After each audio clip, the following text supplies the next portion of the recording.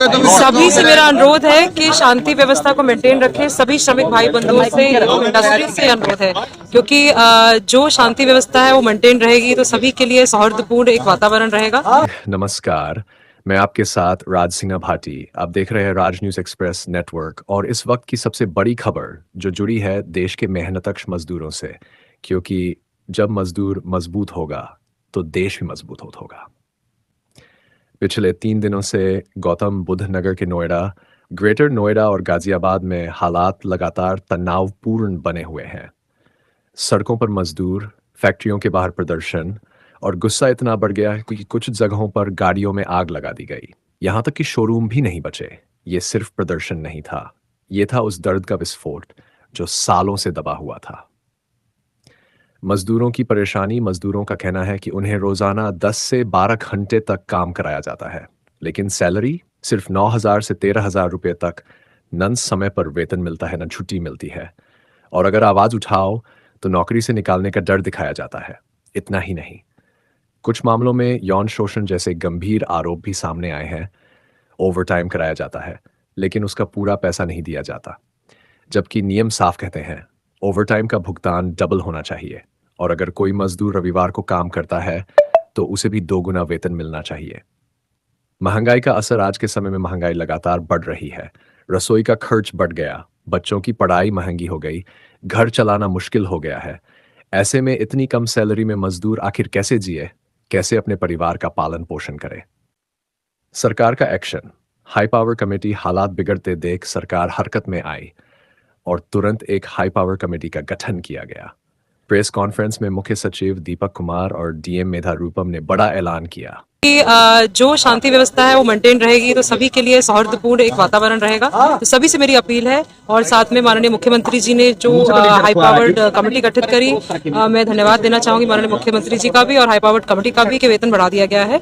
इसके साथ साथ समस्त जो प्रमुख मांग है श्रमिकों की उसको माना गया है एंड इसके साथ साथ जहां जहां श्रमिक ओवरटाइम काम करेंगे उसमें भी स्पष्ट निर्देश है इंडस्ट्रीज के लिए, ओवरटाइम के लिए डबल वेतन दिया जाएगा। साथ में जो साप्ताहिक छुट्टी है वो भी रहेगी, अगर साप्ताहिक छुट्टी पे काम किया जाएगा उसके लिए भी डबल पेमेंट है। इसके साथ साथ जो वेतन है हर माह की 10 तारीख से पहले सभी के खाते में एक मुश्त पहुंचना है, इसके भी बड़े स्ट्रिक्ट और स्पष्ट निर्देश दिए गए हैं।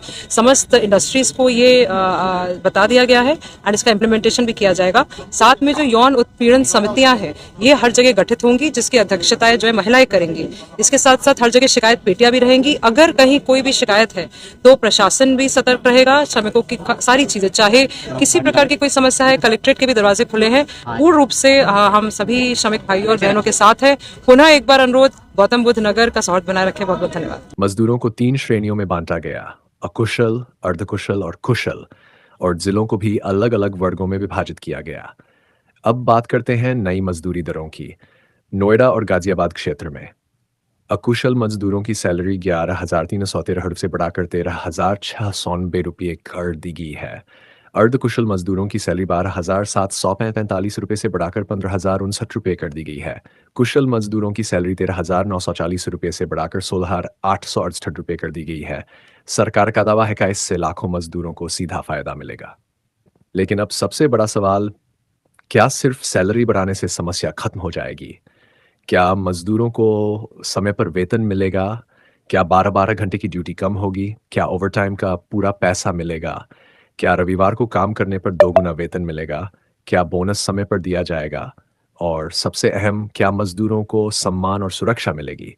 क्योंकि मजदूर सिर्फ पैसा नहीं, अपना हक और सम्मान मांग रहा है। अधिकारियों का कहना है कि अब वेतन वृद्धि के साथ साथ सैलरी समय पर देने, छुट्टी सुनिश्चित करने और बोनस को समय पर लागू करने की भी व्यवस्था की जाएगी। लेकिन जमीनी सच्चाई क्या होगी, ये आने वाला वक्त बताएगा। आज जरूरत है सिर्फ फैसलों की नहीं, बल्कि उन फैसलों को जमीन पर लागू करने की, क्योंकि अगर मजदूर कमजोर होगा तो उद्योग भी कमजोर होंगे और अगर मजदूर मजबूत होगा तो देश भी मजबूत होगा। फिलहाल इस बड़ी खबर में इतना ही। आप बने रहिए राज न्यूज एक्सप्रेस नेटवर्क के साथ, क्योंकि हम उठाते हैं आपकी आवाज और दिखाते हैं सच्चाई, सबसे पहले, सबसे तेज। मैं हूं राज सिंह भाटी। धन्यवाद। हर खबर पाइए सीधा अपने मोबाइल पर।